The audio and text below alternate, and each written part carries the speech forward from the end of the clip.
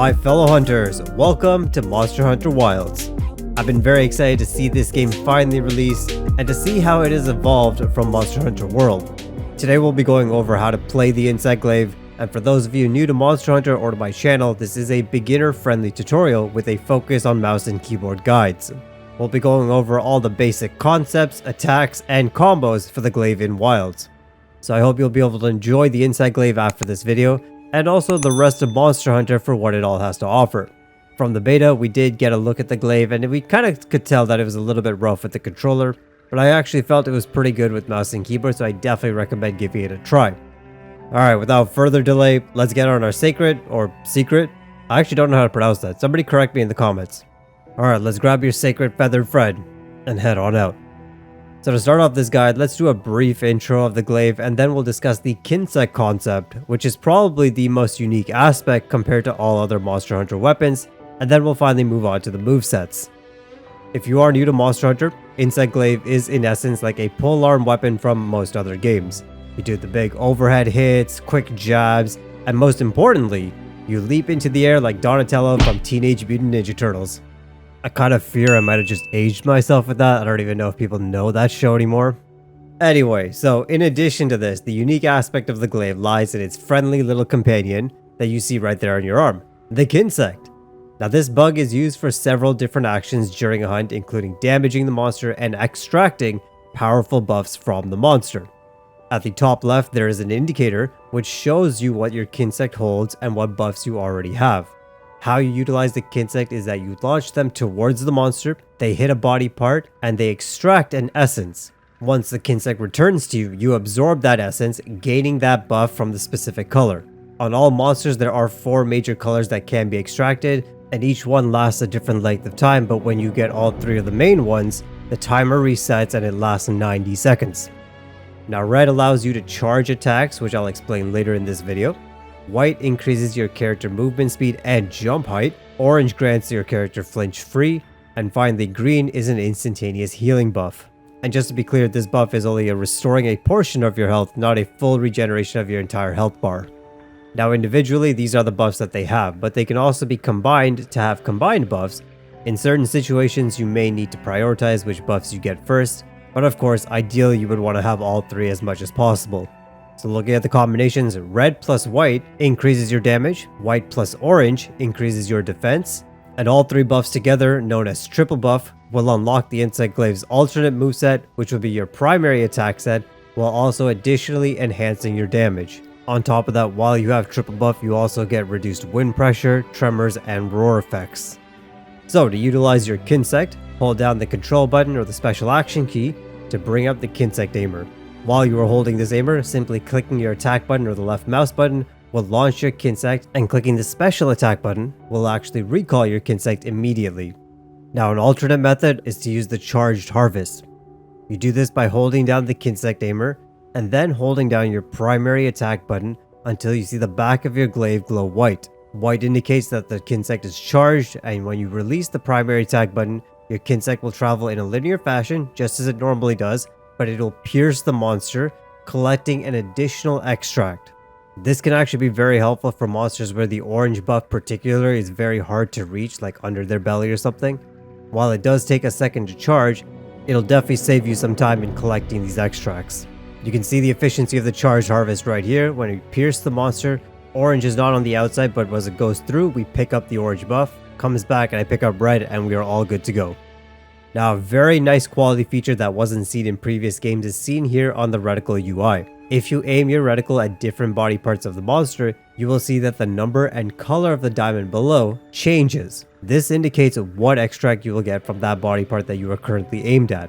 This will help you identify where on the monster you need to aim your Kinsect to launch them in order to grab the extracts you require. Typically, we have red on the head, we have white extracts on the legs, green mostly on the top, back, or maybe even the tail sometimes, and then orange on the chest. But this can change from monster to monster depending on their form, shape, and especially where they use certain skills from. In my opinion, this UI change is beautiful, very helpful. It's going to be extremely helpful for new hunters and even for veteran hunters, just in case you want that little reminder you don't have to worry about or waste too much time. Now going back to how to use the Kinsect, once you launch your Kinsect towards the monster, Keep an eye on the farthest left image of the Kinsect UI. This represents what the Kinsect is currently holding. Now in previous games, holding 2 extracts at once was a luxury which came from a Kinsect bonus, which seems to be the case here in Wilds. All early game Kinsects appear to have this bonus. I have not yet explored the evolved Kinsects for endgame. If that changes, I will post another video. But if this buff is replaced, you will lose the ability to hold 2 extracts. However, certain skills like the Charged Harvest or a Focus Thrust will still grant you an additional carrying capacity. Now if you miss grabbing the color that you want, let's say the monster moves and you hit a different body part. This will happen often, keep in mind, especially if you're just learning the Glaive. It'll happen a lot, trust me. My recommendation is to just recall your Kinsect and reset your position and launch it again. Yes, technically if you use the same launch keys, the special action plus the light attack button, you can manually move your Kinsect while it's already in the air to a different direction. But this can get tedious and a little bit hard to coordinate on a moving monster, which may end up just wasting a lot of your precious time. Now in addition to gathering extracts, the Kinsect can also damage and create support blooms for you. To command your Kinsect auto attack, simply aim again with the special action button and click the sheath button. Your Glaive will launch a seed and wherever it hits, the Kinsect will target this location to attack multiple times until its stamina bar seen on the right of the Kinsect symbol drains, or if your Kinsect is recalled. An alternative way to mark the monster is if you are close enough to them, simply hitting the special action button will make you do a marking slash, which similarly directs your Kinsect to target a spot. Either works well. It's really going to be a situational thing. If the monster is knocked over, you can use the slash attack to mark them, or if the monster is moving around in the air, you can use the ranged attack. This is also a great way to ensure that your Kinsect is aiding your damage and also always has an extract ready for you when your current buffs end. You can direct your Kinsect to attack a certain body part and gather the extract. This technique is more efficient for slower moving Kinsects on faster moving monsters, since the manual aim directs your Kinsect in a straight line, so during which if the monster does move, you're going to miss that body part. But using the markers, the Kinsect will actually follow that body part wherever the monster moves. Now returning to the damage aspect, Kinsects typically have one of 2 attacks, Severing or Blunt. Blunt Kinsects will build up KO damage, so you should target your Kinsect towards the head as much as possible. Severing Kinsects will build up cutting damage, so you should be targeting body parts that can be severed like a tail. To see the attack type, you can see this in the weapon description or when you upgrade your Kinsect.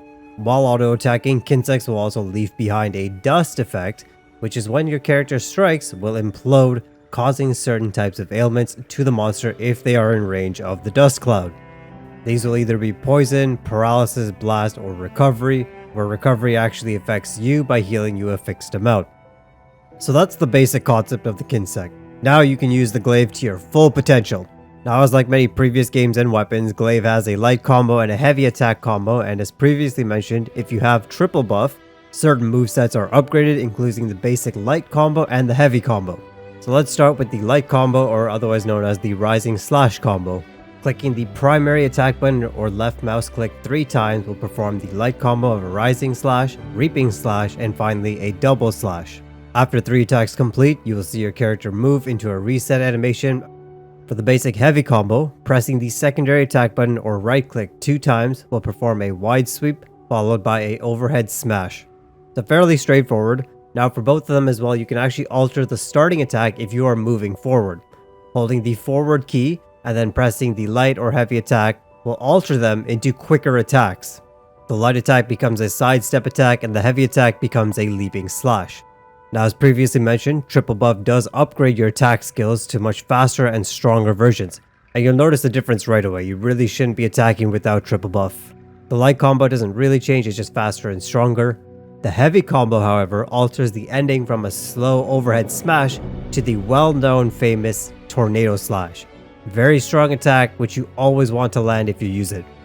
Now to build on these combos, you can also add the heavy attack final attack to the light combo by clicking the secondary attack button after the first or the third light combo attack. Again, if you have triple buff, this final attack will be the tornado slash. So essentially this is delaying the reset animation and it grants you one final strong attack. So this is pretty situational. Typically you'll use the one light and the one heavy attack for very small windows, For larger windows, you probably won't use the full combo. There are other attacks that we'll talk about later on that are much better to use. If you have just a little bit more room, one of my favorite quick combos is actually to use the alternate rising slash attack, the sidestep attack while you're moving forward, and then you follow that with a full heavy hit combo. So 1 primary while moving forward and 2 heavy hits. So this is a nice little 3-piece. It closes some distance while keeping the light attack very short. You're always just moving around, then you get a nice quick light attack and then 2 heavy attacks, tornado slash to end, and you are out. A final alternative is anywhere throughout the light combo, you can actually perform a dodge slash by holding the back moving button and then clicking the special attack button. This will perform a single hit attack while dodging backwards, creating some space between you and the monster. So at this point, you have a couple combos that you might be able to use depending on the situation. 1 light and 1 heavy attack is for short, quick damage. 3 light and 1 heavy is in theory the highest damage that you'll deal from the basic combos. However, you should keep in mind that the double slash of the light attack combo is a little bit longer and it locks you in an animation, so you won't be able to dodge if something unexpected occurs. Now, while this is all cool, I'm sure all of you are here, because you know the Glaive for its aerial capabilities. This is the fun part. To perform a vault to get into the air, hold the special weapon action button and then click the evade button. Once you're in the air, you have 3 options: a light attack, a heavy attack, and a mid-air evade, which is kind of like a reposition skill. It is also important to note that you cannot perform the mid-air evasion skill after an attack, so you either have to evade to reposition and then dive into your attack, or you just simply dive into your attack. So as you can see here, holding any directional skill button and then hitting evade will perform a mid-air evade in the direction of your choice. Very useful if the monster moves around, or if you see something happen to the monster and you want to get closer to the monster but you need to get that extra distance. Using the mid-air evade will close that gap for you. Following this, hold any directional key and then use your attack of choice to perform the attack in that direction. So putting this all together, the mid-air evade is very useful. As you can see here, even if you're in a bad spot like behind the monster, I can jump up, evade forward, and then 180 to hit the monster right on the head. Now the truth be told here, don't go into the air if you don't have triple buff. It's not very helpful. The attacks are very slow. I use it more as an emergency getaway plan. If you run out of triple buff, you need to just move away. I just fly. It's faster than rolling away. But yeah, if you have triple buff, that enables your aerial skills to be fairly usable. The light attack upgrades to the renowned helicopter move, the strong advancing slash, spinning your glaive while cruising in one direction. Now the strong advancing slash is a fun and mobile skill. It might not be the highest damage, but it's great in team hunts when the monster is distracted, and even in solo hunts, if you time it right, you can get around the monster pretty well. Additionally, this is the staple aerial skill that made the Glaive known as the weapon of the skies. It's a 5-hit attack, but if you land the final hit in the rotation, your character does an auto vault back up into the air. This resets the aerial combo, and it's as if you just vaulted for the first time. So from here, you can choose to mid-air evade, reposition, strong advancing slash again, or do your heavy strong jumping slash. You can only do 4 strong advancing slashes in a row though before you actually have to come down to the ground. Going back to the other aerial skill, the special attack becomes a strong jumping slash. Now this is a directly vertical spinning slash, so wherever you are once you execute this attack, it'll spin you straight down towards the monster or whatever is underneath your feet. Now on top of these 2 aerial skills, Monster Hunter Wilds also has mounting damage, similar to World.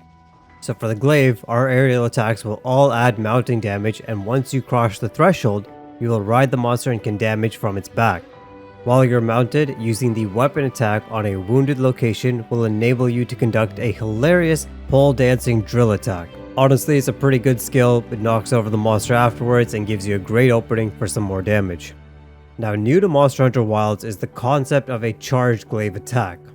I feel Capcom has used this to balance some of the older skills like the downward thrust. It's kind of created a mid-situation set of skills, great to use when you have a decent opening, and if you have a bigger opening, it can lead to the glaive's new ultimate attack. Now a reminder that charged attacks only require the red buff, however they do get upgraded to a stronger version with triple buff. Charged attacks have 2 forms, a quick mode and a fully charged mode. You can observe the mode by the visual buildup on the blade as well as the audio cues. It takes 1.5 seconds to reach level 1, and then an extra half second, so a full 2 seconds, to reach max charge. As you can see here, after 1.5 seconds, the blade starts to glow red. There's a short hissing sound when it reaches this level. And then after another half second, a burst glows brighter and the blade starts to flash, almost as if it's overflowing with charge. The only difference between these two is really the damage output. Max charge will deal more damage. To initiate the charge, you simply have to hold down the special attack button. And you can see here that you can actually hold this indefinitely and your blade will continue to glow and be charged until you release it. You can walk around and you can even vault holding the charge. However, during a vault, your max charge will drop down to charge level 1, so you'll need another half seconds in the air to reach max charge again. The only thing you can't do with this is dodge around. You can't roll, otherwise you'll lose the whole charge. So I think this is a neat feature. It allows you to be charged while repositioning to ensure you can execute your attack accurately. Now, a big tip here is that you can also charge this skill while attacking. So you don't need to spend time charging up. You can actually charge while you are executing another attack and then release to conduct your charged attack. And this works for both on the ground and aerial skills. So again, a little bit of a situational decision creates a little bit of diversity in your hunter style. With 2 charge levels and the ability to hold charge as long as you need, there will be different situations for each instance. When you have a short window to damage, you may only opt for the first charge level, versus if you have a lot of space or time or ground to cover, you can fully charge while you close the gap to the monster and then execute your max damage. A good example would be, if your teammate knocks the monster away from you, you can vault into the air, fully charge as you midair evade to them, and then use your full max charge on the monster. So on that note, let's actually talk about the 2 main charged attacks, one from the ground and one from the air. The descending slash occurs on the ground, which is a 6-hit combo. At max charge, it's slightly more damage than the combo of 1 light attack and 1 heavy attack, but it's a little bit quicker at the execution as well. The drawback here is that this is a full animation lock. You can't roll out of this attack midway, so you have to make sure that you're using it at the appropriate time. The second charge attack is when you release the charge while in the air. This performs the famous descending thrust attack, although it's a little bit more aggressive than in previous games. It's a 9-hit combo with a locky animation after you land as well. I'll throw in this reminder here, you can charge while attacking. So for aerial skills, a great combo is performing the strong advancing slash, to reposition yourself, get some damage. And while you're doing that, you can charge the blade, release, and then you go straight from the helicopter skill to the downward thrust. So in this example here, you can see that I used the strong advancing slash really just to cover the ground and catch up between these 2 monsters. As I get to the right position, I charge to level 1 and then release.